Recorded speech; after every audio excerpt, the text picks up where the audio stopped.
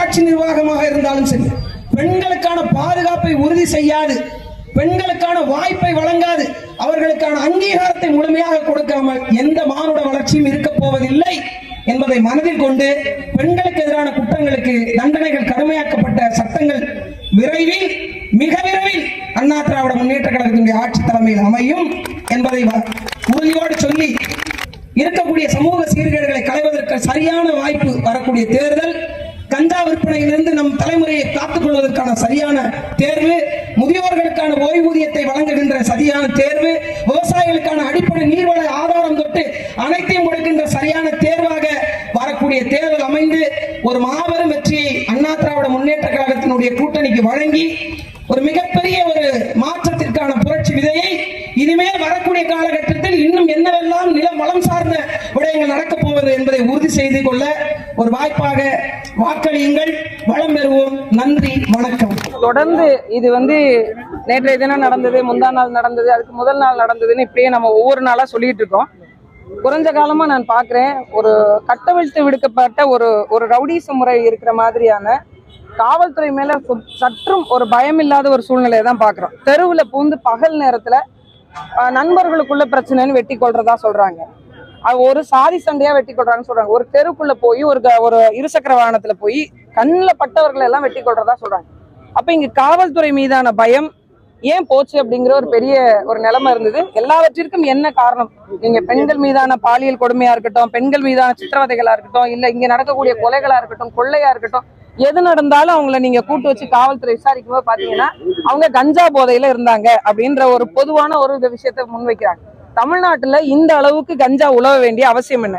ஒரு பள்ளிக்கூட மாணவனோட பையில போய் கஞ்சா பொட்டலம் இருக்கான்னு பரிசோதிக்கணும்ன்ற ஒரு நிலைமைக்கு நாம் தள்ளப்பட்டிருக்கோம்னா இது எவ்வளவு ஒரு கொடிய சூழ்நிலையை நோக்கி போயிட்டு இருக்கு அப்படின்றத மக்கள் புரிந்து கொள்ளணும். ஒரு காலத்துல ஒரு நேரத்துல எல்லாம் பாத்தீங்கன்னா காவல்துறை மீது ஒரு பயம் இருந்தது. இன்னைக்கு காவல்துறை கைது பண்ணா காவல்துறை அடிக்கிறாங்க. பெண் காவலர்களுக்கு பாதுகாப்பு இல்லை. சாமானிய பெண்களா இருக்கிற எங்களுக்கு பாதுகாப்பு கொடுக்கறதே பெண் காவலர் நினைக்கிறோம். அந்த பெண் காவலர்களுக்கே பாதுகாப்பு இல்லை அப்படிங்கிற ஒரு மோசமான சூழ்நிலையை நோக்கி நகர்ந்து கொண்டே இருக்கு. ஒவ்வொரு ஆண்டுக்கும் கிட்டத்தட்ட 1 லட்சத்துக்கும் மேற்பட்ட வழக்குகள் கூடுதலா இருக்கு. கடந்த ஆண்டுக்கும் இந்த ஆண்டுக்குமே 70,000த்துக்கும் மேற்பட்ட வழக்குகள் கூடுதலாக பதிவு செய்யப்பட்டிருக்கு. இது பதிவு செய்யறதுனே இவ்வளவு இருக்கு அப்படின்னா, கிராமத்துல பஞ்சாயத்துல பைசல் பண்றது, வெக்கத்துக்கு மானத்துக்கு பயந்துகிட்டு வெளியில சொல்லாம இருக்கிறதுன்னு பல்வேறு நடவடிக்கைகள் போய்கொண்டே இருக்கு. இது அரசு இரும்பு கரம் கொண்டு அடக்கி இருக்கணும். இந்த சட்டத்தை கடுமையானதாக மாத்தி இருக்கணும். இதுல பெண் மீது கை வைத்தாலோ அல்லது இந்த மாதிரி சமூக சீர்கேடுகள் நடந்தாலோ இந்த கஞ்சா பரவல், போதை பரவலை தடுப்பதற்காக இளைஞர்களுக்கு இந்த போதை வெறி எங்கிருந்து வருது அப்படிங்கிற கேள்வி நமக்கு எழும்புது. எங்க நீங்க தொட்டாலும் சரி. ஏன் நாகப்பட்டினத்துல நீங்க யோசிச்சு பாருங்க, ஒரு 4-5 ஆண்டுகளுக்கு முன்பு இந்த சூழ்நிலை இருந்துச்சா? எங்கேயாவது ஒரு மூலையில ஏதாவது ஒரு சம்பவம் நடந்ததா கேள்விப்பட்டிருக்கோம். ஆனா இன்னைக்கு ஒரு குறிப்பிட்ட இடங்களே சொல்றாங்க இங்க போனா கிடைக்கும் அப்படின்னு. ஒரு கல்லூரி மாணவன் ஒரு பையன் சொல்றான் அப்படின்னா இப்ப எந்த அளவுக்கு மலிந்து கிடக்குது அப்படிங்கிறத நம்ம பார்க்கணும். அது வன்மையான கண்டனத்துக்குரியது. இது ஆண்ட நிர்வாகம் இது கண்டிப்பாக ஒரு போர்க்கால அடிப்படையில மிகச்சிறந்த கவனத்துக்கு எடுத்து தன்னுடைய தனிப்பட்ட பார்வைக்கு எடுத்து முதலமைச்சர் அவர்கள் செய்திருக்கணும். அது செய்ய தவறியதுனாலதான் இது போன்ற கொலைகள், பெண்களுக்கு எதிரான குற்றங்கள் நடந்து கொண்டே இருக்கு. தேர்தல் நேரத்துல அதிமுக இறங்கிருக்கீங்க, நீங்க போட்டியிட வாய்ப்பு இருக்கா? நாகப்பட்டினத்துல போட்டியிடுவீங்களா? இல்ல, அது நம்ம முடிவு செய்ய முடியாதுங்க. அது தலைமை தான் முடிவு செய்யும். நான் தேர்தலில் போட்டி எடுக்கிறேன்னா அது எந்த தொகுதி எல்லாவற்றையும் தலைமை முடிவு செய்யும். தேர்தலை மட்டும் கருத்தில் கொண்டு இணையல. எனக்கு கொஞ்ச நாளா உடம்பு சரியில்லை. அதை நான் சரி பண்ணி கொண்டு அரசியலுக்கு வரணும்னு நினைச்சேன். இன்னொன்னு, கடலோர மக்களுக்கான ஒரு அரசியல் வாய்ப்பை, உறுதியை, அங்கீகாரத்தை பதிவு செய்யக்கூடிய அவர்கள் பிரச்சனையை பேசுகின்ற தளத்தில் நான் இருந்தேன். அதோடு மீண்டும் பரவலாக்கப்பட்டு சமவெளி மக்கள் இருக்கக்கூடிய விவசாய பெருங்குடி மக்கள், உரிமை மறுக்கப்பட்ட மக்களுடைய உரிமைகளையும் பேசுகின்ற ஒரு தளமாக நான் அண்ணா திராவிட முன்னேற்ற கழகத்தை பார்த்தேன். அதனால நான் இதுல காலியமான பேச்சு தான். நாம் தமிழ் இருக்கிறவங்க திராவிட கட்சிகளை கடுமையாக விமர்சனம் பண்ணிருக்கீங்க. குறிப்பா இலவசங்களை எடுத்து நிறைய பேசிருக்கீங்க. திமுக, அதிமுக, தாவேக எல்லாருமே இலவச திட்டங்களை தான் அறிவிக்கிறாங்க. நீங்க அந்த கட்சியில ஐக்கியமாக்கிருக்கீங்க. இந்த களம் எப்படி இருக்கு, இதை எப்படி பாருங்க? இல்ல, இப்ப இலவச திட்டங்கள் அப்படிங்கிறது எதை பொறுத்தது அப்படின்னு ஒண்ணு இருக்கு. இப்போ நான் முன்னாடி இருந்த கட்சியில கல்வி இலவசம், மருத்துவம் இலவசம், தூய குடிநீர் இலவசம் எங்க பரப்புரையை நானே செஞ்சிருக்கிறேன். இதெல்லாம் அத்தியாவசிய தேவைகள். இந்த அடிப்படைகளை பூர்த்தி செய்யணும் அப்படிங்கறதா இப்போவும் என்னுடைய நோக்கம். அதுல இருந்து நான் மாறல. ஆனாலும் கூடுதலாக இன்னைக்கு மக்களுடைய எதிர்பார்ப்பு என்னவா இருக்கு அப்படின்னு உங்களுக்கே நல்லா தெரியும். இன்னைக்கு இருக்கக்கூடிய பிரச்சனையை தீர்வு கண்டா போதுங்கிற மனநிலைக்கு மக்கள் மாற தொடங்கிட்டாங்க. அந்த கடுமையான விலைவாசி ஏற்றத்தினாலையும் வாழ முடியாத சூழ்நிலைக்கு அவங்களுடைய பொருளாதார நெருக்கடிகள் நகர்ந்து கொண்டே இருக்கிறதுனால நாங்களும் இப்ப என்ன சொல்ல வரோம், வரக்கூடிய ஆட்சி நிர்வாகத்தில் அண்ணா திராவிட முன்னேற்ற கழகம் என்ன அறிவிக்க போகுதுன்றதை நீங்க பாருங்க. அவங்களுக்கான வேலை வாய்ப்பை உறுதி செய்கின்ற திட்டங்கள், விவசாயத்தை பெருக்குகின்ற திட்டங்கள், தரிசு நிலங்களை மேம்படுத்துகின்ற திட்டங்கள், பெண்களுக்கான வேலை வாய்ப்பை உள்ளூர் அளவுல நிலம் வளம் சார்ந்து உருவாக்கக்கூடிய திட்டங்கள், பல்வேறு திட்டங்களை முன்னெடுத்திருக்கு. இது வந்து மரியாதைக்குரிய அம்மா அவர்கள் கொண்டு வந்த இந்த மகளிர் சுய உதவி குழுக்களை மீண்டும் மீட்டுருவாக்கம் செய்து அந்த பெண்களுக்கான ஒரு பொருளாதார வாய்ப்பை செய்வதற்கான அனைத்து ஏற்பாடுகளையும் அவங்க வைத்துக் கொண்டிருக்கிறாங்க. இந்த தேர்தல் அறிக்கையில அது தெளிவாக வெளிப்படும். அதிமுகவும் திராவிட இயக்கம் தான். திராவிட இயக்கம் வந்து கடுமையா குற்றச்சாட்டு பண்ணீங்க, திராவிடர்கள் வந்து தமிழர்கள் கிடையாதுன்னு சொல்றீங்க, பேசிட்டு இருக்கீங்க. இப்போ வந்து அதிமுகவும் திராவிட இயக்கமா ஏற்றுக்கிட்டு நீங்க செத்துறீங்களா?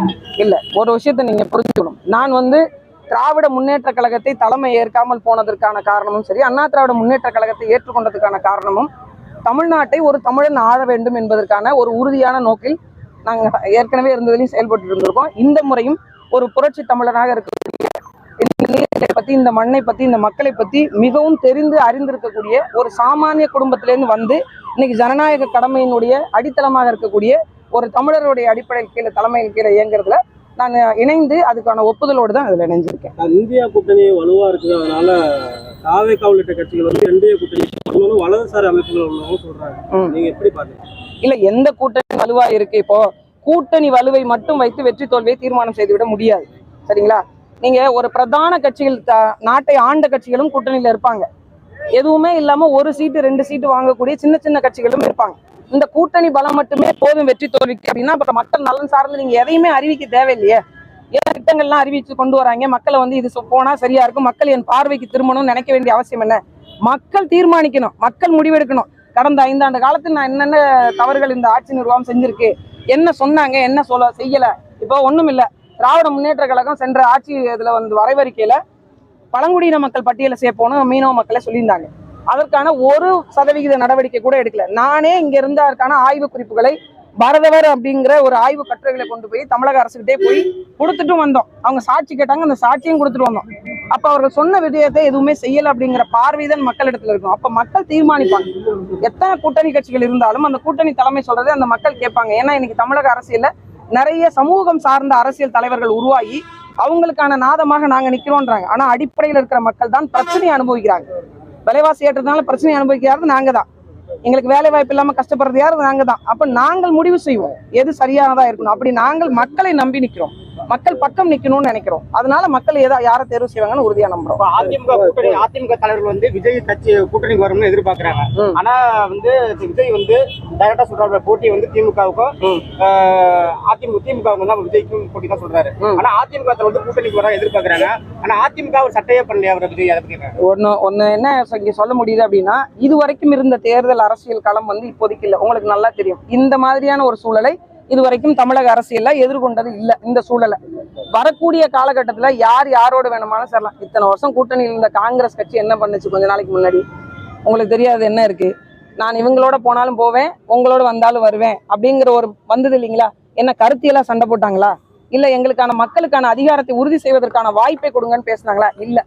எப்ப வேணாலும் காங்கிரஸ் கையை விட்டு போயிரும்ன்ற நிலைமையில தான் இருந்தது அந்த உறுதி. நீங்க சொல்ற அந்த உறுதி செய்யப்பட்ட கூட்டணியிலே அப்ப இங்க கூட்டணி நிலைப்பாடுகள் வந்து அரசினுடைய அந்த அரசியலுடைய நகர்வை நோக்கி தான் இருக்கே தவிர கருத்தியல் சார்ந்து கோட்பாடு சார்ந்து நீங்க கேள்வி கேட்டீங்கன்னா இப்ப நான் பதில் சொல்லிடுவேன்.